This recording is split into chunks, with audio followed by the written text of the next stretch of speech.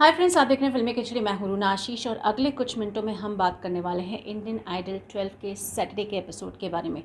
ये कहूँ कि इंडियन आइडल के इस एपिसोड में स्वयं सुरों के भगवान मंच पर आ गए थे। इंडियन आइडल के इन खूबसूरत और सुरीले सिंगर्स को जज करने के लिए, तो बिल्कुल गलत नहीं होगा। AR रहमान साहब आए थे और सभी लोग बहुत इमोशनल हुए थे। इनफैक्ट आशीष जो है, ही स्टार्टेड क्राइंग। उन्होंने अपने पापा से भी AR रहमान साहब की बात करवाई। वेरी इमोशनल पॉइंट था। इनफैक्ट जब शुरू हुआ तो निहाल से शुरू हुआ और उन्होंने जो गाना गाया था, SP बाला सुब्रमण्यम का गाना था। तो जो गाना था वो था रोजा जाने मन, और इसके बारे में AR रहमान साहब का कहना ये था कि SP बाला सुब्रमण्यम साहब जो कि अब इस दुनिया में नहीं है, उन्होंने बहुत शांति के साथ ये गाना गाया था और उन्होंने निहाल के इस गाने को बहुत पसंद भी किया। नेक्स्ट जो कंटेस्टेंट आया दैट वाज अरुणिता, और उफ, इतनी परफेक्शन से गाया है। मतलब मैं सुन रही थी और मजाल है कि कहीं कोई नोट ऊपर नीचे हुआ हो। आपके कानों को इतना सूदिंग लगता है कि ऐसा लगता है बस आंखें बंद कीजिए और सुनते जाइए। एवरी कंटेस्टेंट, एवरी जज, इवन AR रहमान साहब ने आंखें मूंद तो ली थी। इनफैक्ट AR रहमान साहब से जब भी मेरा इंटरेक्शन हुआ है या इंटरव्यू हुआ है, बहुत सिंपल है वो। ऐसा लगता नहीं इतना तड़कता भड़कता, एट द सेम टाइम बहुत सूदिंग सा गाना वो एक साथ बना लेते हैं।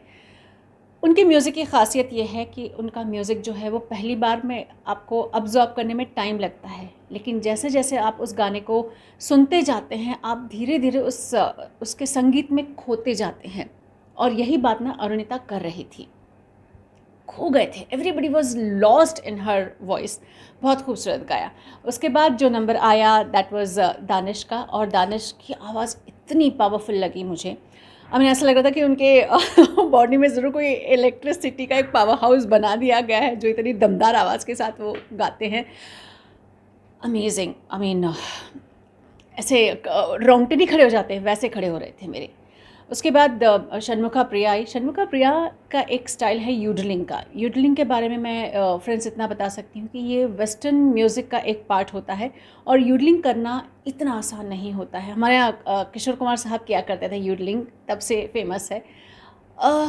ये जब यूडलिंग किया जाता है तो आपकी जो वोकल कॉर्ड्स है ना, वो मुझे ऐसा लगता है कि अंदर शायद घिस जाती होंगी, इतना उतार चढ़ाव होता है सुरों का इसमें। तो अच्छा गाया। इनफैक्ट इसी बात पर तो AR रहमान साहब ने पियानो भी बजा दिया। उनको रूबरू होकर सुनना शायद स्वर्ग का एहसास होता होगा, और मैं वो स्वर्गवासी हो चुकी हूँ एक बार थोड़े दिन पहले या समय पहले।